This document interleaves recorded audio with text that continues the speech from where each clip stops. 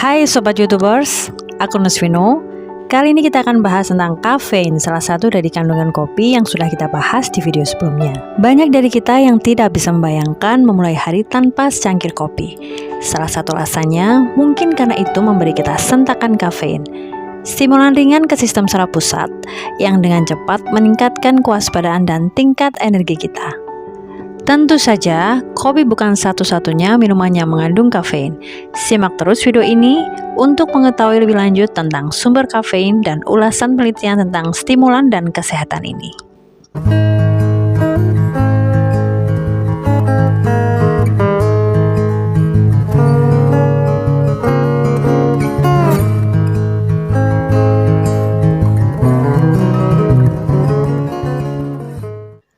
Bagaimana penyerapan dan metabolisme kafein? Kafein diserap dalam waktu sekitar 45 menit setelah dikonsumsi dan memuncak dalam darah mulai dari 15 menit hingga 2 jam.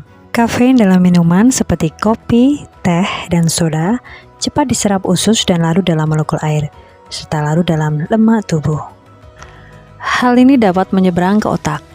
Makanan atau komponen makanan seperti serat di usus dapat menunda seberapa cepat kafein dalam darah memuncak. Kafein dipecah terutama di organ hati. Hal tersebut dapat tetap dalam darah di mana saja dari 1,5 hingga 9,5 jam, tergantung pada berbagai faktor. Merokok mempercepat pemecahan kafein, sedangkan kehamilan dan kontrasepsi oral dapat memperlambat pemecahannya.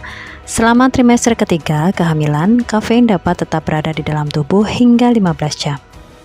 Orang sering mengembangkan toleransi kafein ketika diminum secara teratur yang dapat mengurangi efek stimulannya kecuali jumlah yang lebih tinggi dikonsumsi. Ketika tiba-tiba menghentikan semua kafein, gejala penarikan sering mengikuti seperti lekas marah, sakit kepala, agitasi, suasana hati yang tertekan, dan kelelahan. Gejalanya paling kuat dalam beberapa hari setelah menghentikan kafein, tetapi cenderung mereda setelah sekitar 1 minggu. Mengurangi jumlah secara bertahap dapat membantu mengurangi efek samping. Selanjutnya, terkait kafein dan kesehatan. Kafein dikaitkan dengan beberapa kondisi kesehatan. Seseorang memiliki toleransi dan respon yang berbeda-beda terhadap kafein, sebagian karena perbedaan genetik. Mengkonsumsi kafein secara teratur seperti minum secangkir kopi setiap hari dapat meningkatkan toleransi kafein pada beberapa orang, sehingga efek samping dari kafein dapat berkurang seiring waktu. Meskipun kita cenderung paling sering mengasosiasikan kafein dengan kopi atau teh, penelitian di berikut ini berfokus terutama pada efek kesehatan dari kafein itu sendiri. Tahukah Anda, kafein tidak hanya ditemukan dalam makanan dan minuman, tetapi dalam berbagai obat. Ini sering ditambahkan ke analgesik atau penghilang rasa sakit. Fungsinya untuk memberikan bantuan yang lebih cepat dan lebih efektif dari rasa sakit dan sakit kepala. Sakit kepala atau migrain disertai dengan pembengkakan pembuluh darah yang meradang. Kafein memiliki efek sebaliknya, yaitu mengurangi peradangan dan penyempitan pembuluh darah yang dapat meredakan rasa sakit. Kafein dapat berinteraksi dengan berbagai obat. Ini dapat menyebabkan tubuh Anda memecah obat terlalu cepat, sehingga kehilangan efektivitasnya. Dan ini dapat menyebabkan detak jantung Anda yang sangat cepat dan tekanan darah tinggi jika dikonsumsi dengan obat stimulan lainnya.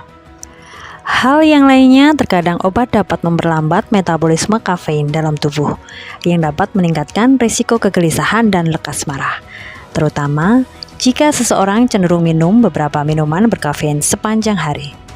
Jika Anda minum minuman berkafein setiap hari, bicarakan dengan dokter Anda tentang interaksi potensial saat memulai pengobatan baru.